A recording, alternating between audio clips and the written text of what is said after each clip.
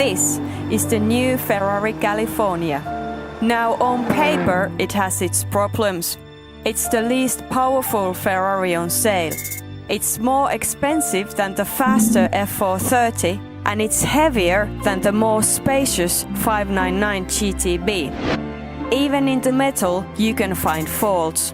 It's quite choppy at the back and looks overstyled down the sides. Unsurprisingly, Ferrari don't agree.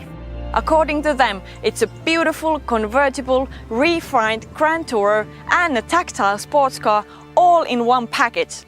It sounds like it could be 3 Ferraris for the price of 1.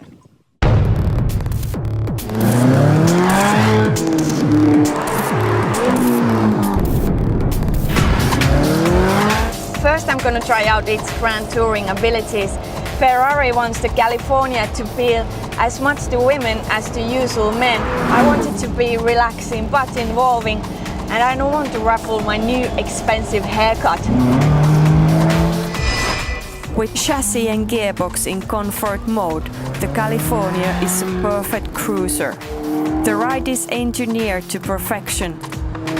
Ferrari paid particular attention to the damping and pushes to make the car forgiving over bumps, while still being composed. At cruising speed, the V8 feels perfect.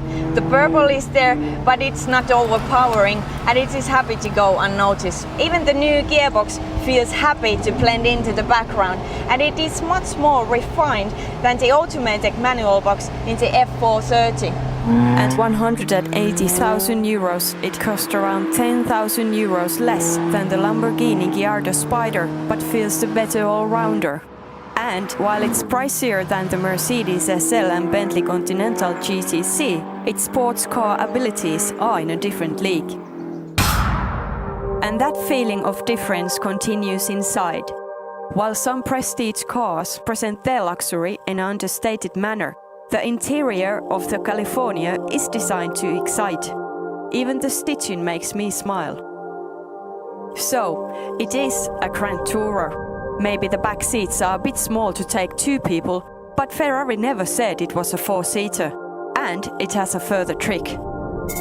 We've seen a folding Ferrari roof before on the Super America, but this is leagues ahead.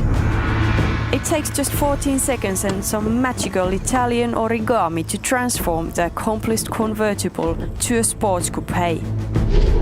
With the roof up, it immediately looks better proportioned and more brutal. So, as it now looks like it means business, I'd better test Ferrari's final claim that this is also a proper sports car.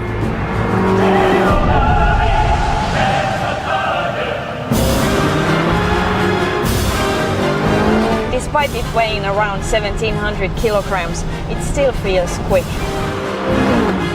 Ferrari claim 0 to 100 kph can happen in just under 4 seconds, and say a lot of the speed comes from the amazing new gearbox.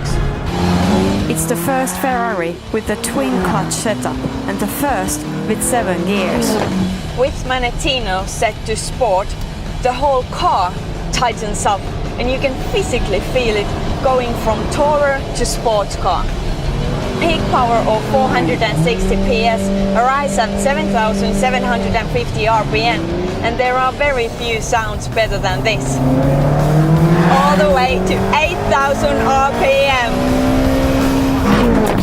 So peak torque of 483 Newton meters comes in quite high at 5,000 RPM. It has brilliant pull lower down the rev range.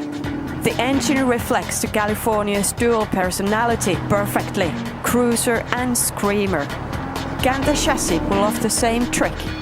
Compared to highest Ferrari standard, the car feels slightly tame. The brakes don't have immediate bite and the steering is much more lighter than you would think. With the engine over the front wheels, it can't quite match the razor-sharp response of the mid-engined F430, but somehow it feels just as organic and fun. If you drove this after a Mercedes SL or a Bentley Continental GTC, you would wonder how the others got it so wrong. If I'm judging the California against Ferrari's sky-high standards of the F430, then it's the sports car aspect that is the least convincing of its talents. But by anyone else's, it's awesome. It makes you realize just how good Ferrari are. It's not their best sports car or their best tourer, but it does both better than any other car you can buy.